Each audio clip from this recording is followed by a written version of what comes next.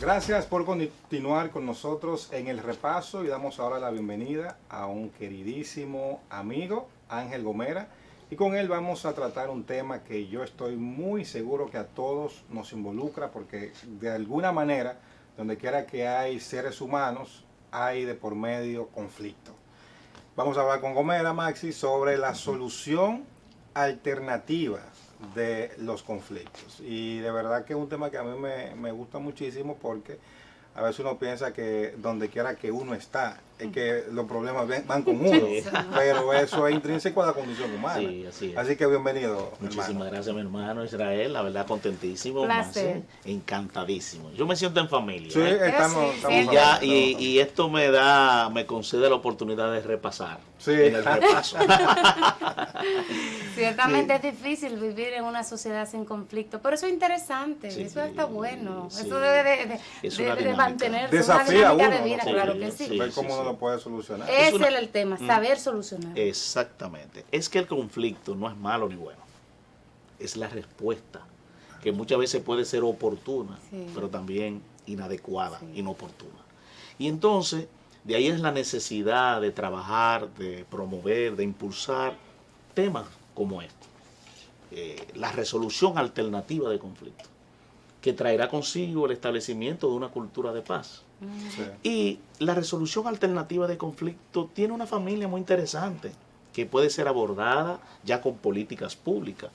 La negociación, la mediación, la conciliación y el arbitraje. Okay. Y entonces, ¿qué trae consigo como ventaja desarrollar la resolución alternativa de conflicto? Bueno, la primera es descongestionar el sistema judicial, Ay, sí. descongestionar las fiscalías, porque si no se hace eso, ya estamos viendo el volumen de Sí. la La masa cantidad, claro. de personas internas, ¿verdad? En nuestro sistema carcelario. Entonces, eso ayuda poderosamente. Y te dirán, bueno, pero es que se va a aplicar la resolución alternativa de conflicto para tales delitos. No, no estoy hablando de esto. Estoy hablando de anticiparnos a que situaciones no se conviertan en hechos dramáticos. Y eso ayuda a la resolución alternativa de conflicto. La otra es el costo-tiempo. Cuando una persona procura la justicia, somete alguna denuncia, crea una querella, busca una querella, o más bien se querella. Querella, exacto. Sí, el Estado tiene que procurar a través de su mecanismo darle una respuesta. Pero también esa persona debe agenciarse para medios de defensa. Ya hay el Claro. abogado, y eso conlleva dinero y eso conlleva tiempo. Sobre todo, Sobre todo. No, y a Entonces, veces descuidar su actividad laboral, su Exacto. actividad productiva principal Exactamente. para dedicarse a eso. y eso genera tensiones. Y en Muchas esto tensiones. quiero yo aquí detenerme para continuar con las demás. Y es que siempre les he dicho tanto a los estudiantes para ser fiscales, cuando he tenido la oportunidad de llevar docencia ahí, de que el sistema judicial dominicano resuelve muchos casos, más no conflictos. Ah, exacto. Sí, Porque el conflicto sí, sigue después de sigue aún con la sentencia. con la sentencia. Porque hay una parte que gana y hay una parte que pierde. Ujú. Y entonces siempre queda ese tipo de tensiones de aquel que ganó quiere seguir avasallando y aquel que perdió quiere procurar los medios de vengarse. Sí, Y, de- Entonces, y dependiendo del caso, mm. puede ser todavía mayor. Usted habla de venganza, pero cuando se trata, muchas veces se da en esto hasta muerte después dentro de este Exactamente. conflicto. Entonces, una sentencia posiblemente no restaure las relaciones personales. Eso es verdad. La resolución alternativa de conflicto procura esto. Porque se supedita en ese ganar-ganar. Es que la persona va a ceder, Sí. no va a imponer su razón, no va a imponer ese yo que muchas veces estropea las relaciones. Y ahí entra otro puntito interesante también ventajoso, y es el acceso a la justicia, el acceso a soluciones justas. Nos dice Johan Archun, que a la sociedad hay que crearle, proveerle los medios necesarios, las herramientas necesarias para que dé respuesta menos violenta a los conflictos. Y entonces ahí entraña algo interesante. Un ciudadano debidamente orientado va a procurar medios pacíficos. Si no tenemos ese ciudadano debidamente orientado, entonces va a asumir la justicia en su propia mano. Sí. Venganza. No, y Claro. sobre todo cuando hay un sistema judicial que hay como el consenso de que no es lo eficiente como la población quisiera. Exactamente, Garantista. exactamente. No Sí, sí. garantiza. Y el otro puntito entonces muy interesante de trabajar la resolución alternativa de conflicto es procurar la paz. Es un ejercicio constante. La paz no llega sola. La paz hay que trabajarla. Y debemos trabajarla tomando en cuenta 3 estrategias. La primera, estilo de vida. Hay que hacer de este ejercicio una filosofía de vida. Porque estamos hablando de la sociedad del conocimiento, la sociedad de la información. Sin embargo, estamos viendo un ser humano que fruto de la prisa, de la cultura de la inmediatez, está asumiendo de manera desproporcionada respuesta a situaciones tan pequeñas e insignificantes. Y eso está entonces generando situaciones también dramáticas, es decir, ilícitos penales, homicidios. Sí. Somos poco tolerantes, Sí, diría. somos poco tolerantes. Sí. Por ejemplo, Entonces, el caso, y escúcheme que le interrumpa, el caso que nos ha conmocionado en esta semana, la muerte de un niño de 12 años, estudiante brillante, que no debió morir bajo ninguna, en esa circunstancia por lo menos, se origina por un tema que hablando pudo haberse solucionado. Claro. ¿Se entiende? Es un tema que se desbordaron ahí todas las hormonas, todo el mundo se irritó y bueno, pagó el niño. Ha dicho algo interesante, dialogando. Y el diálogo es una herramienta importantísima en la aplicación de los métodos alternos de resolución de conflictos. Si queremos alcanzar paz, debemos dialogar. Cosa que queremos ahora opacar en este tiempo, porque se supone que esa diplomacia pacífica debió jugar su rol para que no tengamos guerra como Ucrania y Rusia. Sí. El diálogo no es para solamente cuando me convenga a mis intereses, de manera muy particular, ¿verdad? Pero tiene que ser una puesta en marcha que haga posible de que el ciudadano entienda de que asumiendo posturas ya mucho más radicales, extremas, no se consigue ninguna solución, más bien la complica. Entonces, el diálogo viene siendo el antídoto para una cultura que le hemos establecido, el de la mecha corta. Sí. Hay mucha gente con mecha corta. Sí, mecha corta. Le gusta explotar fácilmente. Rápido. Y entonces cuando esto trae consigo un comportamiento desaforado, sí, claro. Viene una reacción tardía. ¿Qué hice? Como por ejemplo aquel empresario hacendado que mató a este joven hace un tiempo ahí en Higüey, porque le rozó su vehículo sacado. Es un estudiante universitario. Sí. Ese hombre le pesó, pero reaccionó de manera desproporcionada. También recuerdo que así como es una situación pesada, también hay experiencia, anécdotas que le puedo contar de que se puede asumir posturas ya que va de la mano con la filosofía de vida, con ese estilo de vida que hay que construir, como aquella persona que me comentó de que en un momento dado estaba caminando una de estas calles de aquí de Santo Domingo y tuvo un pequeño percance de tránsito. Él atinó automáticamente a agarrar la pistola.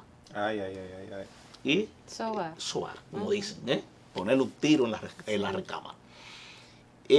La otra persona, el otro conductor, más bien se desmontó de manera pacífica a ver lo insignificante, sin tener ese tipo de actitud beligerante. Mientras que él hizo lo contrario. Pero se había olvidado que su niñito, niña o niño, no recuerdo bien, estaba detrás. Y dijo, papi, ¿y tú lo vas a matar? Ay, santo. Santísimo. Y esa pregunta se convirtió en una especie de eco.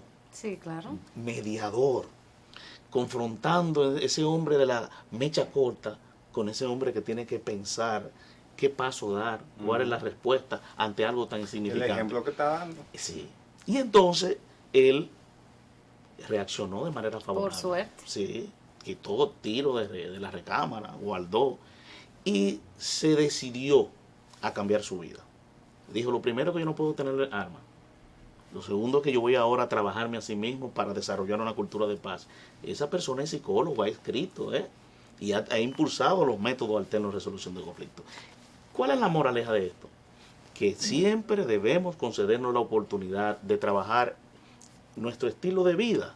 Y ese estilo de vida va de la mano a darle el sentido de la vida, o sea, tener propósitos que hagan posible germinar la paz, no solamente en tu interior, sino también en tu casa, hacer de tu familia un huerto familiar. Ahora yo quiero saber, termina. Sí, y el otro puntito es de la intervención viene siendo la resolución Sí. alternativa de conflictos. El Estado debe aplicar esto como políticas públicas Que no es. y no de manera reactiva. Sí. Aquí deben establecerse los centros de mediación de conflictos Sí. que esté al alcance de la ciudadanía.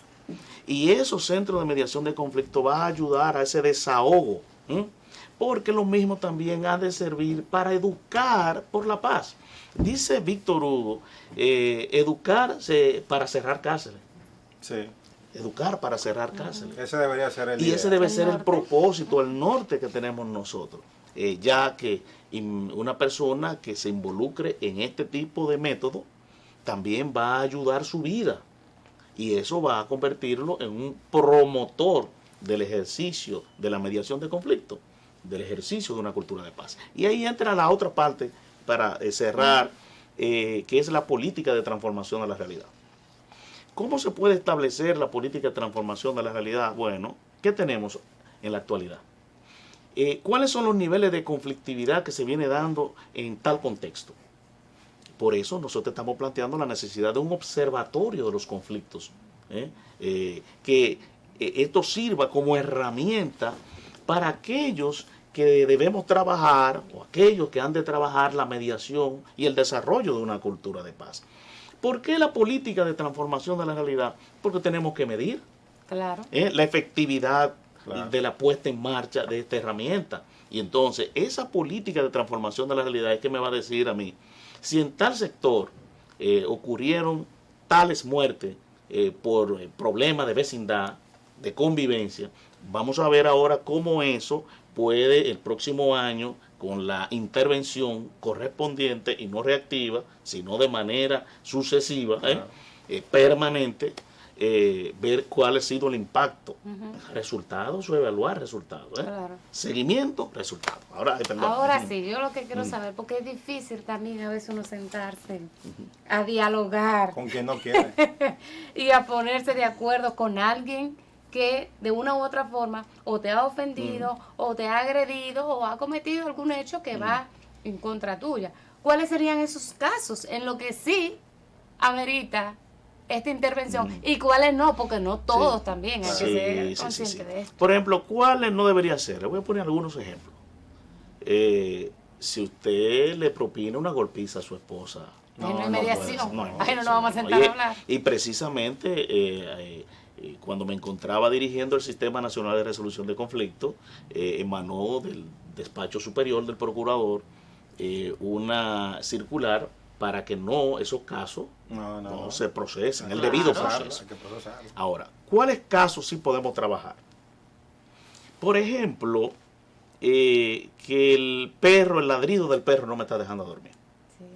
¿Algo insignificante? O la mata el vecino. O que la está mata el al lado vecino. mío. Y yo no- O el parqueo, yo se la harto de parquean. limpiar el O patio. las heces que deja la mascota. Sí. Sí. Eso ha habido problemas. Personas parqueo. de cierto El lugar, parqueo, el ha habido parqueo, muerte por parqueo. muerte Ha habido por muerte por parqueo, y parqueo. eso puede ser trabajado. Claro. Muy bien. Otro problema. Bueno, un conflicto de los hijos, de los muchachos. O el cumpleaños del vecino de arriba. Sí, que todos los o la sábados. contaminación sónica, Sí. que en un momento dado puede exasperar a una persona. Hasta una galleta se podía y comer. sí, no, y ha habido muertos, Sí, no, y hay también golpes no tan significativos, no, porque si ya tiene X Sí, claro. tiempo para restaurarse, eso hay que darle una mirada especial. Ahora, lo que sí debemos nosotros es crear, darle potencia al ejercicio de la mediación. Y la mediación en el artículo 37 al 39 del Código Procesal Penal plantea de que el mediador viene siendo un auxiliar del Ministerio Público.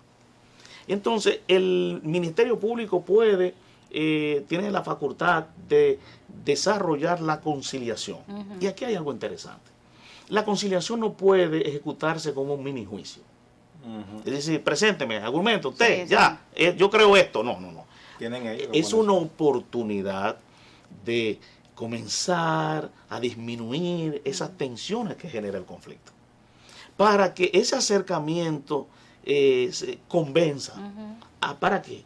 Para que no siga a la judicialización esa situación, ese caso X. Pero también para que se restaure las relaciones. Porque lo que conlleva la conciliación es derrumbar muros y edificar puentes de entendimiento, y acercamiento. Y eso no es algo poético, yo estoy planteando, algo como no utópico, es una realidad, es una realidad, porque ya hay experiencia en otros países que esto se ha venido desarrollando de manera pujante y ahí lo tenemos. Y qué bueno también es plantar la resolución alternativa de conflicto, sencillamente porque va a impactar en el seno de la familia. Sí, va a impactar en el seno de la familia. La resolución alternativa de conflicto hace germinar valores. Así, y dentro de esos valores, hay dos que están muy asociados, que uno lo ve solamente desde el punto de vista espiritual: la reconciliación y el perdón. Que hoy día eso se ha perdido de una forma, Dios mío. Mira, la gente no está en perdonar a nadie hoy día. No, es venganza. Pero me interesa saber cuántos casos, cuando usted manejaba este sistema, aproximadamente cuántos casos trabajan, en qué tiempo se llegan a una solución y qué tan consciente está la gente de que hay esa posibilidad. Bueno, a ver si me recuerdo de esas estadísticas de ese tiempo. Y que envuelven también, sí. Hay psicólogos, hay abogados dentro de este equipo. El equipo, ¿cómo está ese engranaje real? Para ser mediador no necesariamente tiene que ser abogado. No necesariamente. Cualquier disciplina, cualquier persona, claro está, con el perfil idóneo, claro. que cumpla las características que entraña. Que no vaya a enchinchar un problema. Exactamente, puede ser ejecutar la mediación, y para eso debe adquirir técnicas, porque no se trata de ser consejero, como la gente plantea, hoy de intervenir, no, la paz, no, eso no se trata de esto. Entonces, la mediación conlleva un tiempo. El tiempo que sea posible para alcanzar ese acuerdo armonioso. Pero a propósito del tiempo, ¿en qué momento puede ser mediador? Ya yo no me meto en eso, ya resuelvan eso. No, porque hay un momento dado. Hay un tiempo para eso. Sí, no, hay un momento que se puede empantanar, claro. Sí, y eso no significa que ha fracasado la mediación. Miren lo interesante. A pesar de que no ha llegado a un acuerdo, eso no significa que ha fracasado la mediación. ¿Por qué? Porque estamos encerrados, no quieren ceder, pero la actitud con que viniste a ese conflicto es diferente a cómo te vas. Sí. Me dice una persona en Boca Chica, y esto fue solamente con una conferencia, que luego de terminar se me acercó y dijo: mire, yo quiero agradecerle a usted. Y yo le digo: ¿por qué? Porque yo tenía la intención de pagarle a una persona para que me le dieran unos batazos a una persona que me está alquilando, me tiene parqueando unos camiones, una guagua ahí frente, y yo se lo he dicho de mil maneras. Hemos ido a todos lados. Y cuando yo le escuché a usted ahora, yo creo que yo tengo un medio ya para hacerlo. Sí. Y entonces, por eso quiero decirle que ya tengo una mirada diferente. Las tensiones disminuyen. Sí, claro. Las tensiones disminuyen. Y lo he mencionado muchísimo. Pero, es que debemos tener en cuenta esto. Israel le preguntó ahorita cuántos casos más o menos. ¿Cuántos casos? Bueno, en aquel tiempo, 10.000 y tantos casos. Pero hay muchos. Que mucha gente con problemas. 10.000 y tantos casos, si mal no recuerdo. Que suponemos que esa estadística han ido aumentando. Tengo que tener acceso a la Ojalá. Ojalá. Y entonces, en el centro de mediación que está en el ensanche Luperón, que fue de los centros que impulsamos cuando yo fui pionero del Sistema Nacional de Resolución de Conflictos, ahí tan solo te podían llegar en un mes 600 casos. 600 casos, sí. Y darle el seguimiento. Es más, van casos hasta por cuestiones de inquilinato. Y te dirá, ¿eso es penal? No, eso no es penal, eso es civil. Sí. Civil. Pero si lo dejamos así, la persona va a No asumir se sabe en qué puede terminar. otro tipo de comportamiento. Entonces hay que asumirlo, hay que trabajarlo y la verdad es que ha habido buenos resultados. Es una buena práctica. Finalmente, hay posibilidad de que, o siente que en la clase política dominicana está tomando estas iniciativas para solucionar los problemas del país. Sí. Yo entiendo, Israel, que es una oportunidad, ¿verdad? La pregunta que tú me has hecho, porque desde hace tiempo nosotros estamos planteando la necesidad de que se establezca el mediador electoral.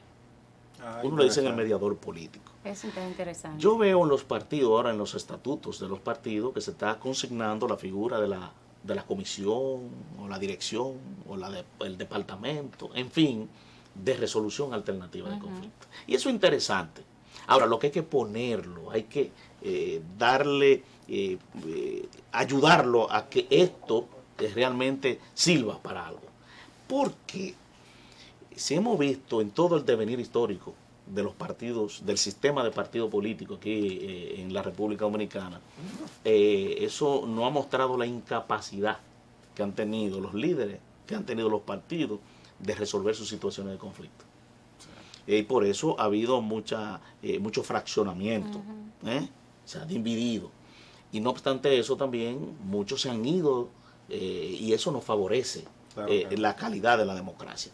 La mediación de conflicto fortalece la calidad. Puede aplicarse. Y puede aplicarse también en el tribunal electoral. Para ciertas situaciones, ahí se pueden conciliar. Claro. Puede aplicarse en la Junta Central Electoral, porque los integrantes de un colegio electoral van a manejar situaciones de conflicto. Claro, y entonces necesitan tener ese tipo de técnica. Pero también los partidos políticos deben impulsar esto para que la política no se judicialice. Sí. Se está llevando todo al tribunal electoral de cuestiones que pueden ser resueltas de manera amigable en el interior de los partidos políticos. Bueno, muchísimas gracias, Ángel Gomera. Muy interesante esa propuesta. Ojalá que sea adecuadamente acogida por los legisladores y los actores políticos. Gracias por haber estado con nosotros. Ustedes no se muevan, que todavía tenemos más contenido.